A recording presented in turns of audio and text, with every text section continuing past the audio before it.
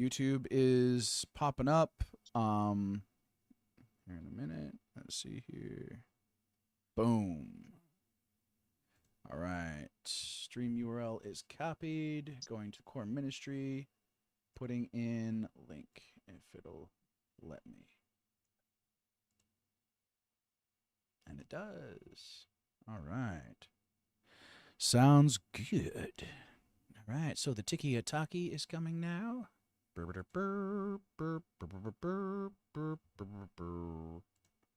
Chat and interview.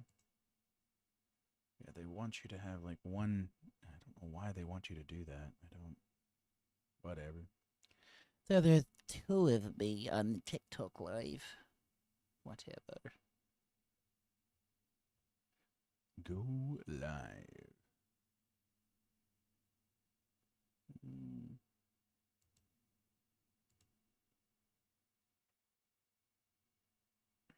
Okay.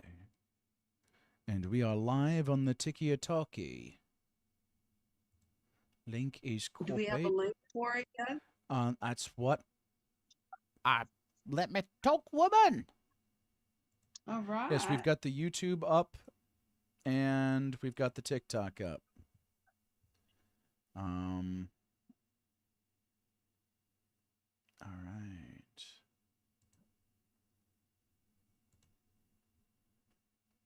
I'm going to put the TikTok on Facebook.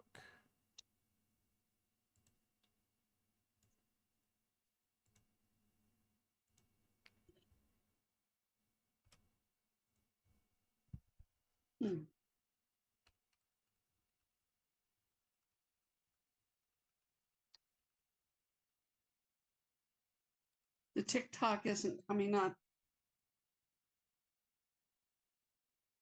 What do you mean it's not coming up? That must be you because I got audio. Yeah, that's got to I be. click on the link and it doesn't do anything. That's got to be a you problem. Try going to the UberTuber. The TubeUbe. Yeah, YouTube goes. All right, so I guess that's where you're supposed to be. Hey, funny. All right, all right. Hey, so we got Kat in the YouTube. Thank you for joining us. All right, audio good, chat check. All right, we're good, we're good, we're good. Audio good, chat check. Thank you, Mr. Jordan. So, guys, something I have to say, and I need to apologize to you guys for. I did not realize that that Jesus Today was trademarked. I didn't know that. It's actually a devotional by Sarah Young that I actually read at one point. So that might be where the name came from. So, we are going to be introducing ourselves as PrayToPlay. Now,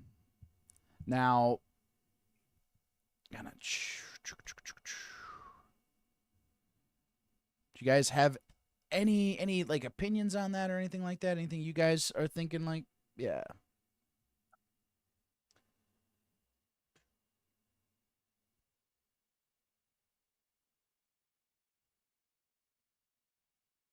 We could always do Light of the Realms too, guys. It's kind of up to you guys. I'm kind of curious to see what your opinion is. And we can do PrayToPlay for the YouTube and Light of the Realms for TikTok if you guys want. Hey, thank you guys for joining us. Thank you, thank you. So we're just getting things around right now, getting our checks in, and then we're going to be talking. Oh, well, that should, no. Like, just trying to type with one hand on a computer is always a blast.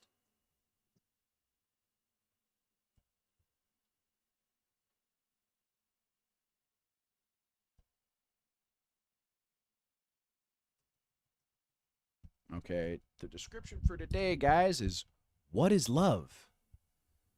And how do we do it?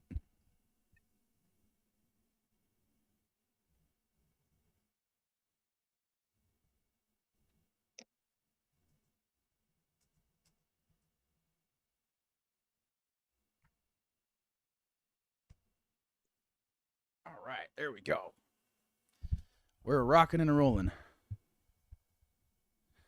Yeah, so I have already made it very, very clear what my stance is on that. So if you have any other questions, I would be super willing to answer any other questions that you might have. But I've made my stance very clear on Remnant Warrior Ministries. So I'm going to say to you, like I've said to just about every other person that I've had contact with when it comes to that group of individuals, is pray for them. Okay, forgive them. All right, we are called to bless those who have cursed us. We are called to overcome evil with good. And I think what's really great is this does segue really well into what we're going to be talking about, is what is love. Okay, Jesus Christ made it very clear that we are not to operate out of malice or unforgiveness or fear or lust, pride, any of those things. That's not the portion that Jesus Christ has given us. We are called to love the way Jesus Christ has loved us. So let's talk about that for a second. Let's look at that. How can you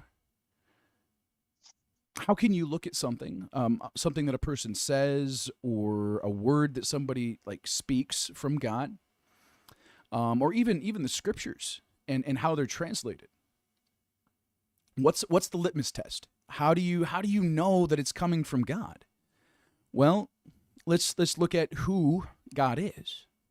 So we see in 1 John chapter 4, we get a pretty interesting look at what it looks like when something is coming from Yahweh, from a spirit of God. Well, one, it confesses the deity of Christ. Okay, a spirit of Antichrist, all right, is going to deny the deity of Christ, first and foremost. Okay. 2, you see in 1 John chapter 4, all right, verse 8, that God is love. Now, that's where I want us to focus in on here, because what we understand is that a tree is known by its fruit, all right? Out of the overflow of one's heart comes forth their words. As a man thinketh in his heart, therefore he is. And as we see a person's actions, that's also a fruit of a person's spirit. So what are the fruits of God's Spirit? Well, we have love. We have joy. We have peace, patience, kindness, and goodness, gentleness, faithfulness, self-discipline. And that's just to name a few of the good fruits that we are able to see through Christ. I mean, I think humility is a big one. That is what enables us to fear the Lord and to partake of wisdom. So we see that a major aspect of God's nature is love. Well, what is love? I think we've got a pretty decent definition in 1 Corinthians 13, and I'm actually going to bring that up on the screen here, if you guys bear with me just a second.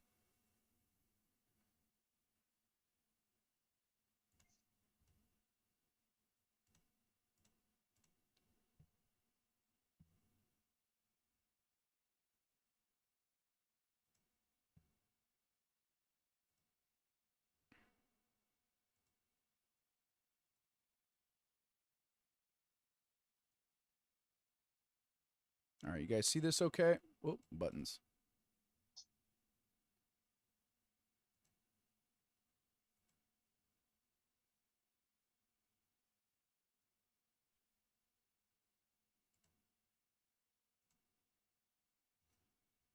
All right, so I'm actually going to go ahead. I'm going to start at verse 1, and I'm going to read it at first in the Amplified Version, okay? The excellence of love. If I speak with the tongues of men and of angels, but have not love for others growing out of God's love for me, then I have become only a noisy gong or a clanging cymbal, just an annoying distraction. And if I have the gift of prophecy and speak a new message from God to the people and understand all mysteries and possess all knowledge, and if I have all sufficient faith so that I can remove mountains but do not have love, reaching out to others, I am nothing. If I give all my possessions to feed the poor, and if I surrender my body to be burned but do not have love, it does me no good at all. Love endures with patience and serenity. Love is kind and thoughtful. And it is not jealous or envious. Love does not brag, and it is not proud or arrogant. It is not rude. It is not self-seeking. It is not provoked, nor overly sensitive and easily angered. It does not take into account a wrong endured. It does not rejoice at injustice, but rejoices with the truth when right and truth prevail. Love bears all things, regardless of what comes, believes all things, looking for the best in each one, hopes all things, remaining steadfast during difficult times, endures all things without weakening. Love never fails. It never fades nor ends. Okay. So I'm gonna take a second here, and I'm gonna take a different translation here. I want you to read it from a slightly different perspective. Okay.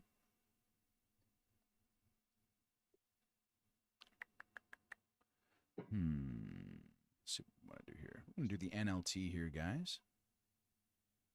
We're going to start in verse 4. Love is patient and kind. Love is not jealous or boastful or proud or rude. It does not demand its own way. It is not irritable, and it keeps no record of being wronged. In other words, guys, love does not hold a grudge. And here's something, guys. I want you to look at this verse maybe from maybe a little different here. So when you see love here, you can replace love with Yahweh, with Jesus, with God. All right, it's the same person. And here's another fun one. You can put your own name here. Okay, and let's look at how well you are doing. Are you following Christ? This is a really great way of checking yourself and going, okay, hey, here's some areas I need some help with. Jesus, can you help me be patient? Can you help me to be kind?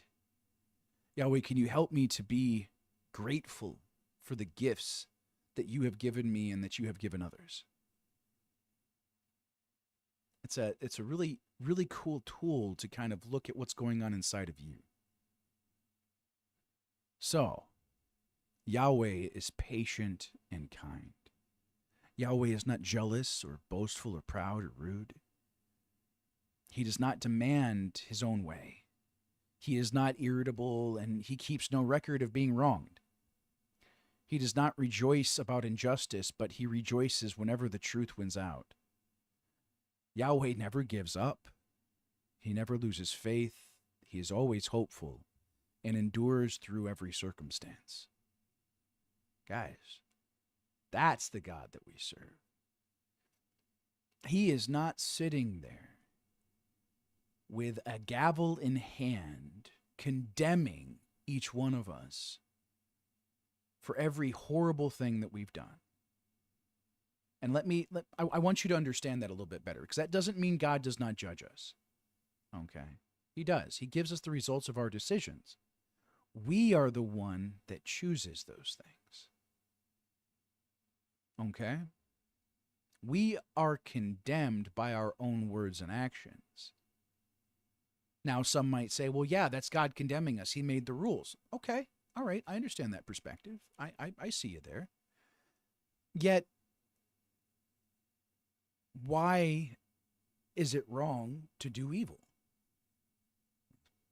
First, we have to define what evil is. I think that's a good place to start with that. What is evil? Well, from what I've come to understand, evil is the absence of God's love. It's the absence of God in any given situation. When we recognize that the fulfillment of the law is to love one another as Jesus Christ has loved us, to love the Lord our God with all of our heart, mind, and soul, to love our neighbor as ourself, then we can recognize what the opposite is. And I think that's something that 1 Corinthians 13 really helps us to do. When it says that love is not boastful or proud or arrogant, that it's not jealous, we can take that and we can look, well, what is the opposite? What is love? Well, love is grateful for the blessings of others. Love is humble. Love is forgiving. Love is merciful. That's what love is. Guys, I want you to see what God has called us to. What love is. We are to be one with him. We are to be united in his spirit. To allow him to transform us from the inside out. And how is that possible? How do we do that? Because, okay, now we have an idea of what love is. Now, that's a very, I would say, rote definition. So let's maybe look at it a little differently here. Let's say, okay, you have this friend, all right, that you love dearly. Okay, but you know that this friend is going to betray you. You know it.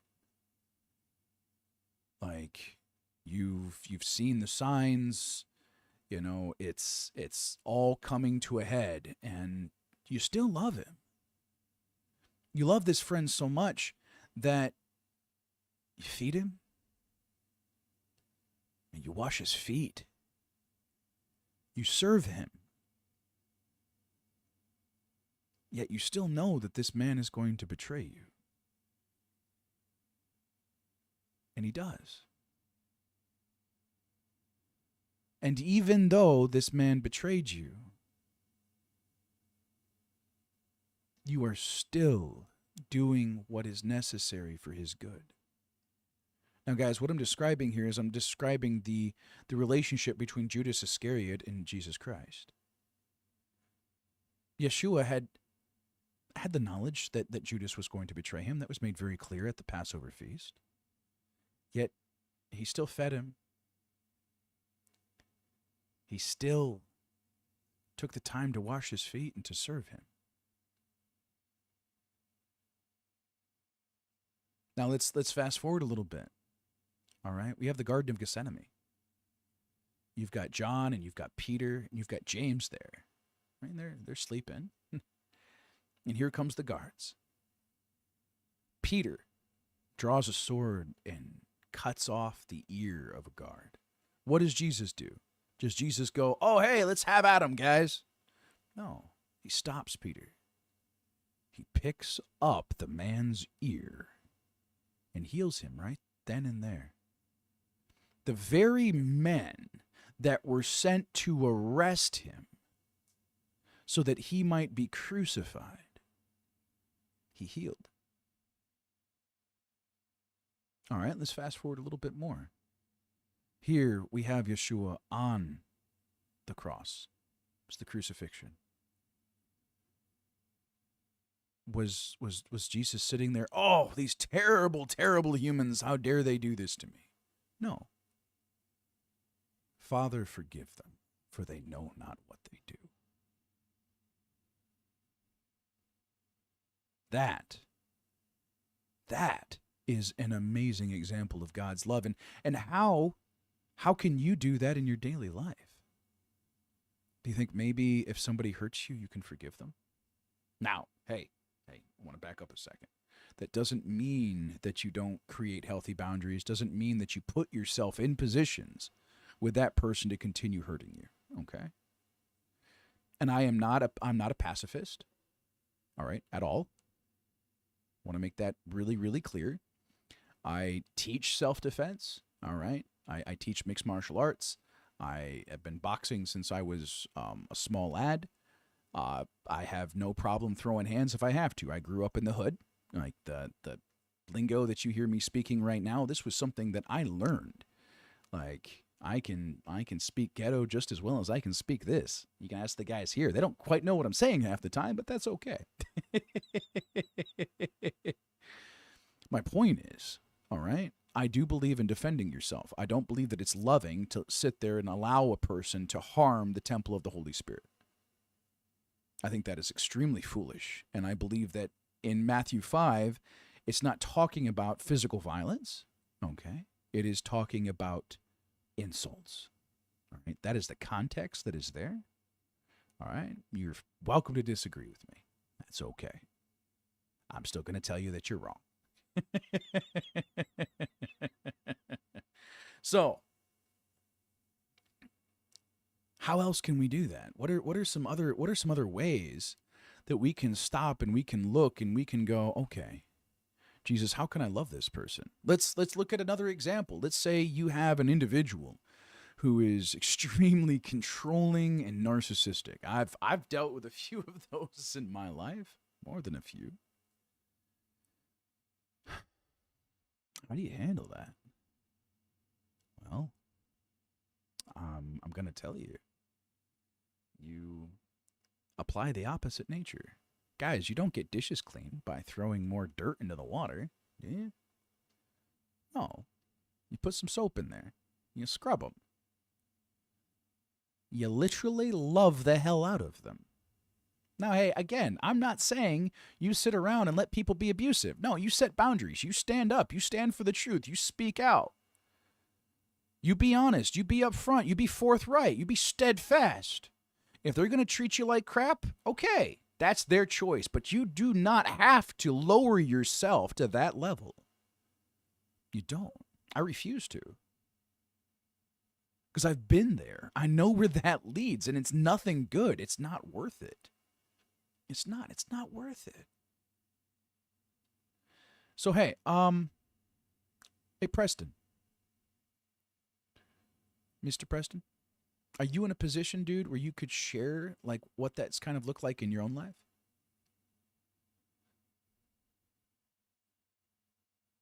One second. Get baby off of that. Take your time, dude. The wonders of fatherhood. Your lap now has a permanent resident.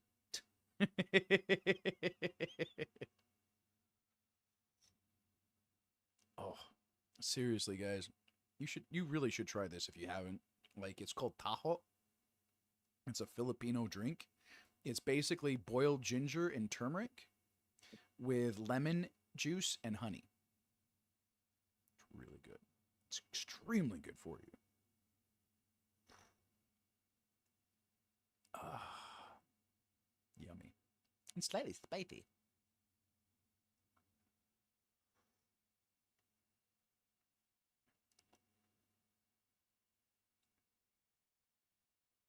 So no sound detected. Check your audio settings. No, okay, so I was quiet for 2 seconds and now TikTok is yelling at me. Like, what the? No audio. That is pretty rare for you, I do have to say. Oh, you're right. I'm not going to deny that. So I do talk.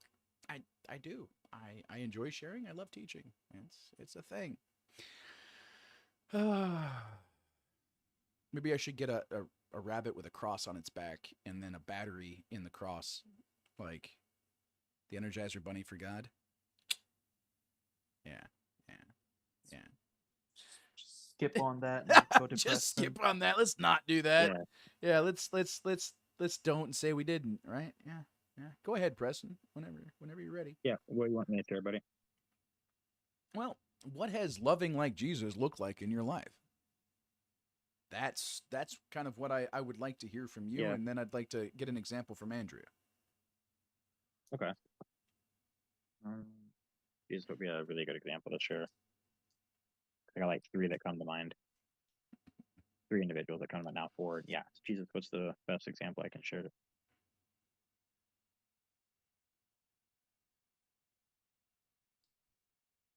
Okay. That's an interesting one. So from time to time, there'll be issues, right, when it comes with me and my spouse, right, me and my wife. And the only time we fight, there's one of us is either sinned or is actively sinning. That's what ends up happening. It's not just like we both just felt like fighting. One of us is like going to stand on the truth, going to stand with love with Jesus, and then one of us has been leering away, right?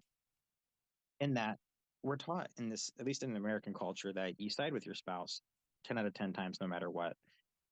That's what I've been taught my whole life. What Jesus has shown me is those times you even need to stand against your partner, whether it be you're standing against your husband or your wife. It's boyfriend, girlfriend, fiance.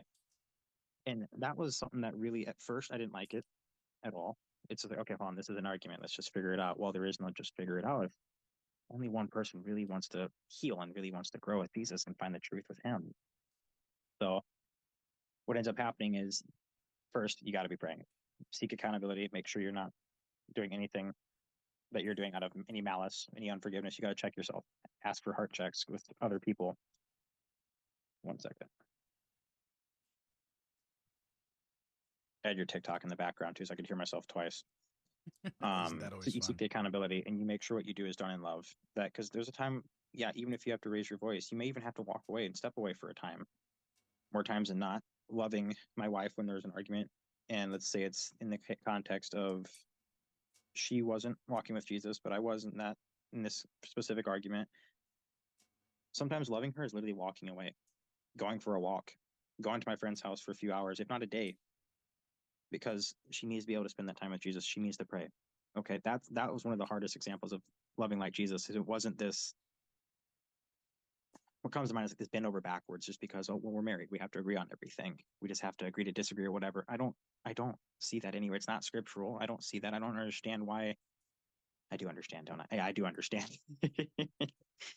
More times than not, I think people are just being nice. When in reality, if you're not challenging your partner, if you're not challenging your own friends, like, you're missing like half the point. Are you half really? the purpose of being there Here's in the their thing: are you lives. really loving them if you're not challenging them when they're doing something wrong? So I'm saying that's half Yeah. of it. That one half is like it's challenging them, pushing them to become better versions of themselves. The other half is to just sit there and be supportive. Let's say, I had more than enough people help us with it when we had our baby girl. We were out for a week. Some people would literally would either give us groceries. Some people literally straight up mowed our lawn for us, and just, you name it, stuff like, or just come hang out. Let's go have coffee because I know you're tired. It's been a long week. There's that side of a relationship too. Yeah.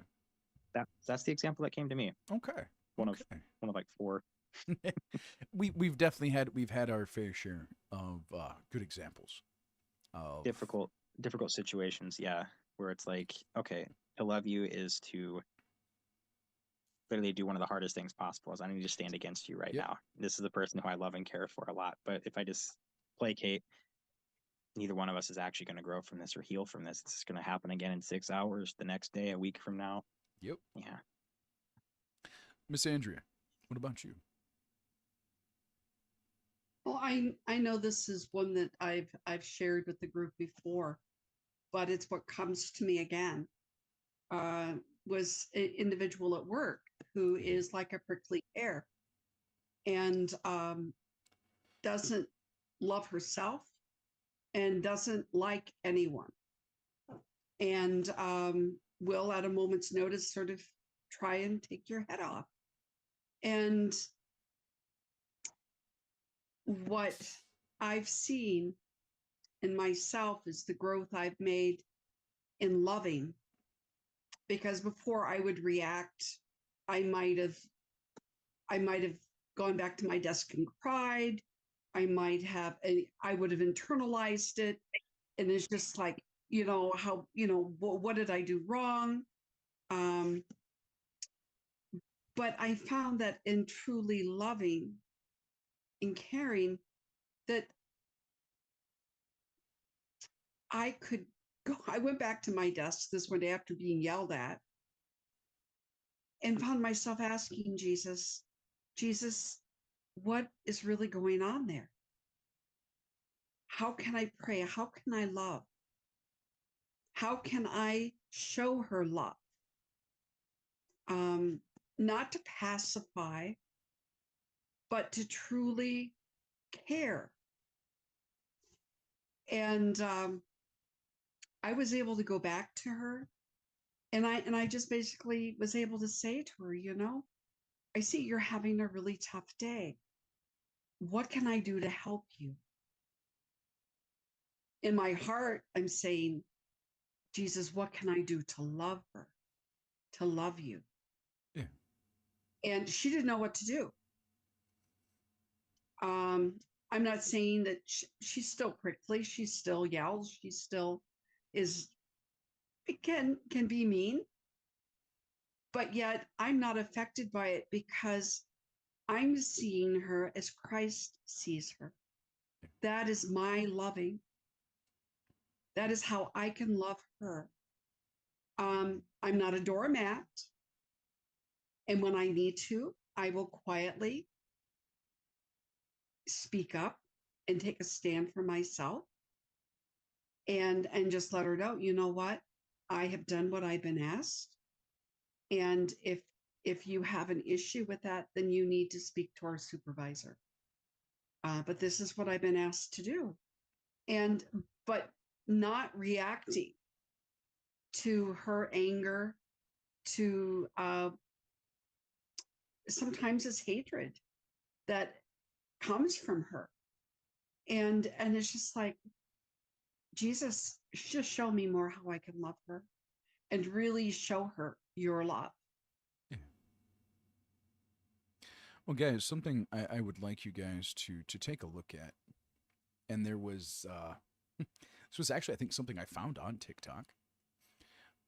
Was this example? So let's say you and a friend are walking through the woods, okay, and several feet ahead of you, you see that there's a snake, and if you guys keep heading down this specific path, you guys are going to come across this snake, and you're likely to get bit. Well, you have a choice. Man, you could turn around right there and walk away. You could not say anything to your friend. Does that sound like a kind, loving thing to do? Like, you know that your friend, if they keep walking down this path, they're going to get bit by this snake. Like, you know what? Hey, if it's really your friend, if you really do care about them, you're going to tell them, hey, there's this snake. It's going to bite you, man. Well, that snake represents the sin in our life. If we have a friend or somebody in our life that we care for, and we see that they are walking down that path and it leads to destruction, then the kind and loving thing to do is to say something. Sometimes that's really hard, isn't it? Because we're risking a relationship. Well, you're just being judgy, or you're just being preachy, blah, blah, blah. Okay. All right. Well, how about this? I've been down that path before. I've been bit by that snake, and I know that it sucks. That's the difference. Like, I've got the testimony that says, yeah, that snake is poisonous. It hurts. Let's say that snake is pornography. You have any idea what that does to your ability to love another human being? You turn humans into objects. That's a really terrible place to be, because you don't value them. They're a tool that you use and can throw away whenever you want. It's not love. But what is love? What is love? Love is seeing the value in others and seeking to add to it. Love is having compassion, being able to put yourself in their shoes and seek to understand not just the other person, but also yourself. Love unselfishly seeks the best for all. The best for all. Not what you can get by with. Okay? The best. Put your whole heart into everything that you do. Whether you eat or drink, do all that you do to glorify our Father. Guys, love is a man named Jesus Christ that chose, that made the choice to be crucified on that cross for your debt, for the choices you have made and are going to make.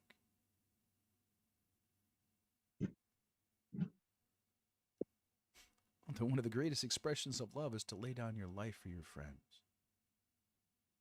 There's no greater love than this. It's John chapter 15.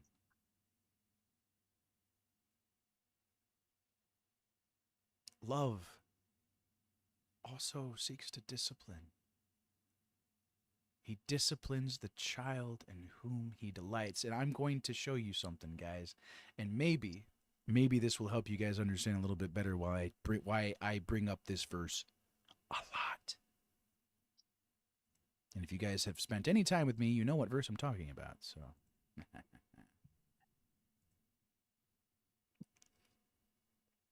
sometimes this one I should like get like I should get a poster of this. Like, so I'm going to go ahead. I'm going to start at verse 1. Guys, right here. This is how you love. This is how you are able to love in every moment of every day. Okay? So right here is how you do it. This right, the heading right here is perfect. You trust in the Lord. My child, never forget the things I have taught you. Store my commands in your heart. If you do this, you will live many years, and your life will be satisfying. Never let loyalty and kindness leave you. Tie them around your neck as a reminder. Write them deep within your heart. Then you will find favor with both God and people, and you will earn a good reputation. Trust in the Lord with all your heart. Do not depend on your own understanding. Seek His will in all you do, and He will show you which path to take. Don't be impressed with your own wisdom. Instead, fear the Lord and turn away from evil. Then you will have healing for your body and strength for your bones. Honor the Lord with your wealth and with the best part of everything you produce. Then He will fill your barns with grain and your vats will overflow with good wine. My child, don't reject the Lord's discipline and don't be upset when He corrects you. For the Lord corrects those He loves, just as a father corrects a child in whom He delights. Joyful is the person who finds wisdom, the one who gains understanding. What was one of those fruits of the Spirit? Joy.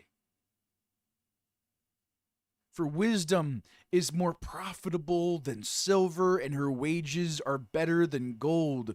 Wisdom is more precious than rubies. Nothing you desire can compare with her.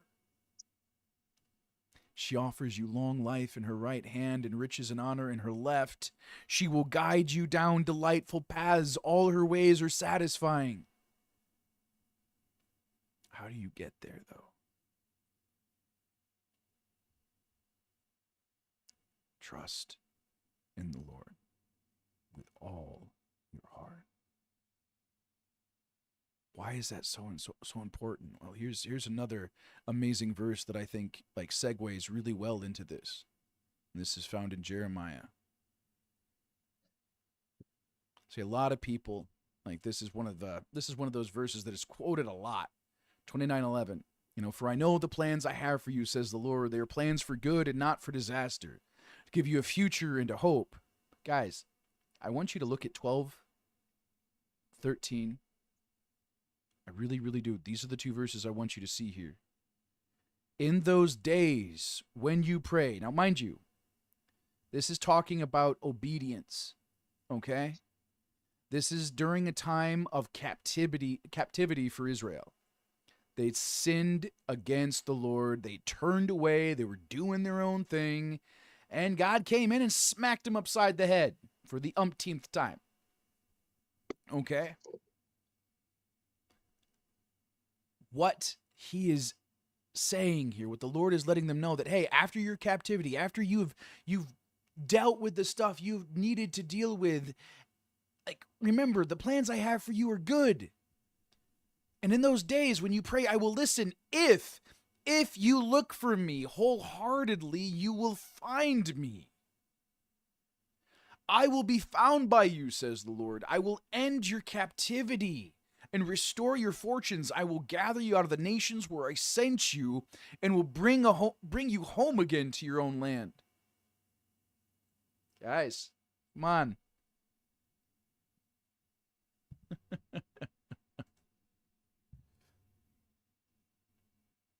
What are you looking for?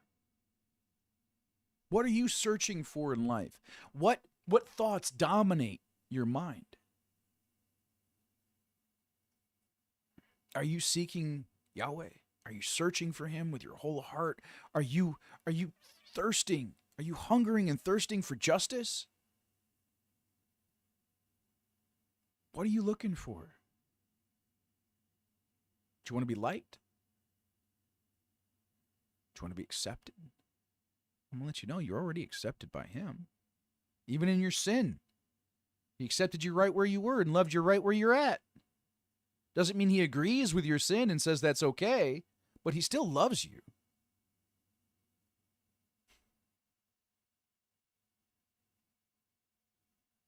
Guys, the path, the way is there, and it's Jesus Christ. What he's asking of you is to trust him. He's asking you to trust that what he says is true, that he really is who he says he is. Now, he'll show up. I mean, he did in my life. I went from drug addict to the man you see before you. Not only am I sober, but I'm, living a fruitful life. Is it difficult some days? Yeah. Do I deal with difficult people? For sure. But now I know how to love them, and I understand why they do the things they do because of, my relationship with Jesus Christ. I wouldn't be here without him. I wouldn't be able to do any of the things that I do if it wasn't for Jesus. Nothing. Everything I have is a gift from God. Everything. He took me out of a literal gutter. He took me from being homeless. That's what I'm equating the gutter with, is homelessness in this case. Okay. So guys, hey, for now, guys, that what I'm sensing is that pretty well sums it up. What is love? Well, love is a man named Jesus Christ. He literally embodies every aspect of love, every single aspect. Yeah, is there a really long list of all of the different character traits that embody God's love and the love that we are called to? Yes. There's patience and kindness, there's humility, there's faithfulness, there's gentleness, there's self-discipline, there's the ability to correct others gently and kindly in love. There's forgiveness, there's mercy, justice, all of those are aspects of love. How do we love like Jesus? We trust him. We focus on him. Our mind is stayed on him. He keeps us in peace. He keeps us united with his Spirit. That's what Jesus does. When we place our faith in him, he's not going to deny a truly contrite spirit. He's not going to reject that. But here's the thing, guys. And I know that this may be difficult for some to hear.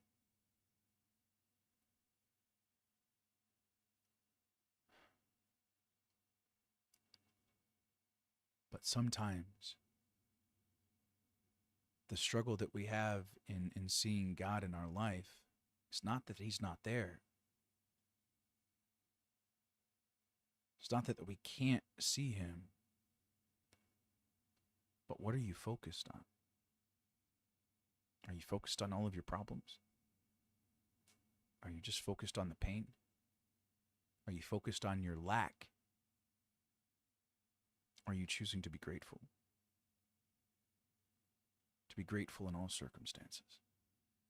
That opens you up to seeing God at work in your life. It shows you the grace that he's given you. Gratitude is an amazing act of love. Because not only are you seeing the blessings that God has given you, you're also blessing him. Give unto him, give unto the Lord the sacrifice of thanksgiving. And in so doing, fulfill your vows to the Most High. So guys, thank you for listening. Does anybody have any questions, comments, concerns, bad jokes? Yes, Andrea. I think one of the things that I think you did touch base on it, but how can we encourage ourselves and others as we go through the growth of truly learning to love?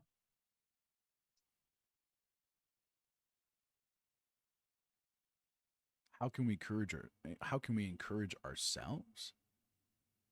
How can, all right, maybe I need to state it a little differently. Okay. All right, Jesus, how do I need to say this?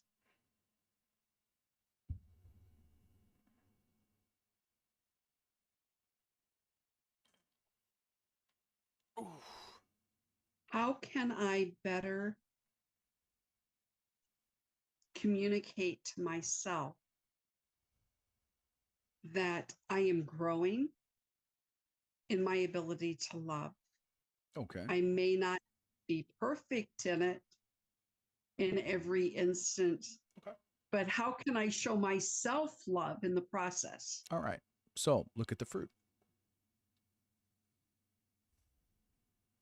It's really that simple. Do you find yourself being more grateful in difficult circumstances? Yeah. Yeah. Okay. So there's a good fruit. Okay. Do you find yourself forgiving others more readily and okay? Well, there's a good fruit. All right. Are you more gentle when a person is being mean to you? And do you seek to understand them over trying to just hit them over the head? Most times. Most times. Okay, so there is good fruit there. Okay. Yeah. So there's I mean, there's room for growth and improvement and some pruning yeah. that's needed. All right, that's good. Yeah. But no, that's what you do. Like, so whenever I get hit with discouragement, okay, because I do on a pretty regular basis, guys. That's what Jesus leads me to is, okay, what's the fruit in your life? Like, what are the things that you're doing in love? What are things that are mirroring the character of Christ? And a really good benchmark, okay, is to look at Matthew chapter 5. Are you loving your enemies? Are you blessing those who curse you? Are you praying for those who persecute you? Yes, Mr. Jordan, go ahead, buddy. One of the favorite things I like to do when I'm dealing with discouragement is, yes, what you said, but also to look back on the things you've already overcame. Yeah. Look at those fruits. Yeah. Look at the mountains and the mountain ranges you have scaled and climbed. Mm-hmm. What has God already done in your life? Like, see, for me, one of the biggest ones for me is drug addiction, depression, anxiety. Like, I dealt with severe mental health issues, debilitating anxiety. Like, yeah, and that's not a thing anymore. Like, and the only thing that changed was, well, now Jesus is a part of my life. It wasn't something I did on my own or some magic pill or some talk therapy. It wasn't any of that. It was Jesus walked into my life and showed me what love is, and he loved me through it. And he taught me how to love myself. And in so doing, taught me the value of others and how to love them. Like, guys, like, yeah. You want living proof? You want living proof that God is real? Okay, well, you can look at me. Guys, I've died literally 3 times. Like, no joke. Like, dead, flatline. It is an absolute miracle that I'm here. I don't even know how many different times I overdosed, guys. I don't know how many different times I did. I just would wake up somewhere. Like, I mean, I remember when I was doing fentanyl. Like, I don't know. The only way I'm still alive right now is by God's grace. I was not doing little drugs, guys, man. I was hitting. I mean, this was pure stuff, guys. I wasn't getting stuff off the street. I was getting pure medical grade freaking fentanyl, and I was taking those things, putting them directly on my tongue. I was doing some stupid stuff. I'd take the gel from that stuff and I'd mix it into my weed. That was back when it was the patches that had the jelly inside. Oh yeah, man, guys, like I was doing really stupid stuff. Oh, I don't know how many times I overdosed. I don't. And guys, I was strangled to death. Like literally strangled to death by a dude who was having a psychotic episode, man. We were getting high and he freaked out. He was smoking Tucci. That's the fake weed stuff. That's what that is. He freaked out. Strangled me to death. Like, literally, there was no my life flashing before my eyes. I was out. I was gone. Next thing I know, several minutes later, I'm waking up. His mom is slapping me across the face. His brother has a knife to his throat to get him off of me.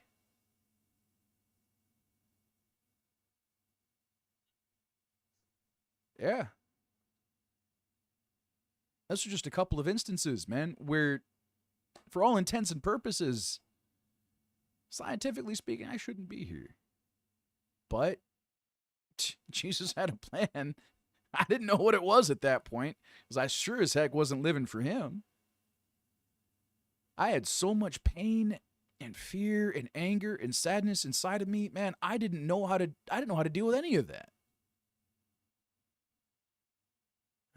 Jesus stepped in when I was in a mental institution being used as a guinea pig.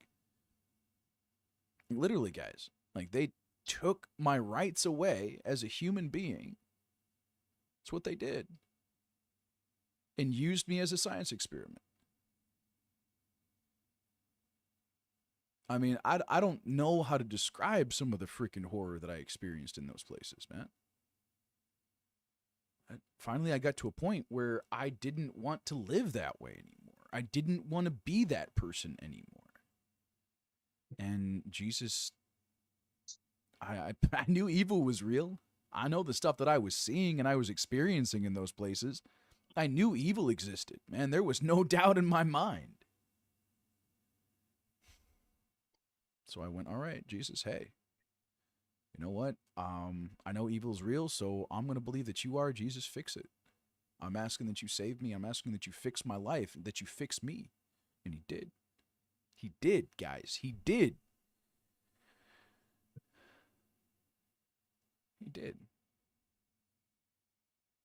Now, after that, I was still homeless. But now I had something I didn't have before. I had the God of all creation on my side, encouraging me and helping me in ways that sometimes were absolutely nuts. But he showed up, and he kept showing up, and he shows up every single day, all day, every day. He shows up at night. He shows up every second. He never leaves me. He never forsakes me. He's never run away from my problems, even the ones that I created for myself. He walked me through it. He guided me step by step. He taught me who I am. He taught me who he is. And he's loved me so much that I've given everything I have to him. Not because I had to. Not because I had to. I chose to because I want people to see that there is life after addiction. You don't have to be an addict your whole life. You don't have to live like that. There is freedom. Total and complete restoration is available. I'm not going to say he's going to do the same thing that, like, for me, like, that he does. I'm not going to say he's going to do the exact same thing for you that he did for me. I'm not going to say that. I can't say that. I'm not him. But what I can do and what I can say is that, you know what? This is what Jesus did for me. If he can do it for me, He can do it for anyone. So don't count yourself out just because you're in a pickle and you stuck yourself there. I was in a pickle. I put myself there, and Jesus got me out of it. Period. So, yeah, that's all, folks. Yes, Andrea. Thing is, until you were ready, Yeah. Oh, yeah. you were in it. Yep. So you were in a pickle, I was. but until you were finally at that point where you gave it all to him. Matthew That's 5, when- verse 3. God blesses Exactly. those who are poor in spirit, those who realize their need for him. For theirs Amen. is the kingdom of heaven. That right there. God will sit there and he'll knock on that door, and he'll knock and he'll knock and he'll knock. You got to get up off your butt and go answer the door. That's right.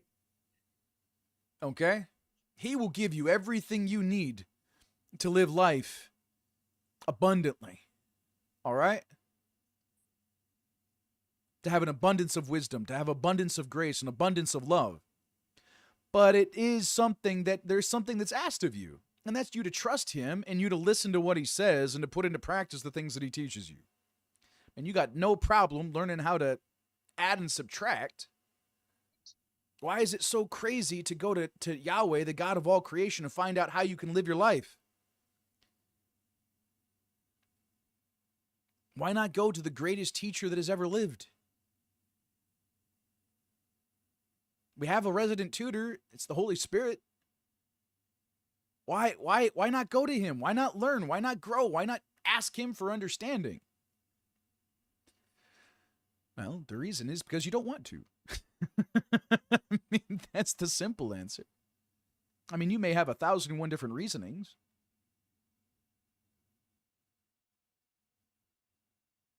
Everybody hears his voice. Few people recognize it.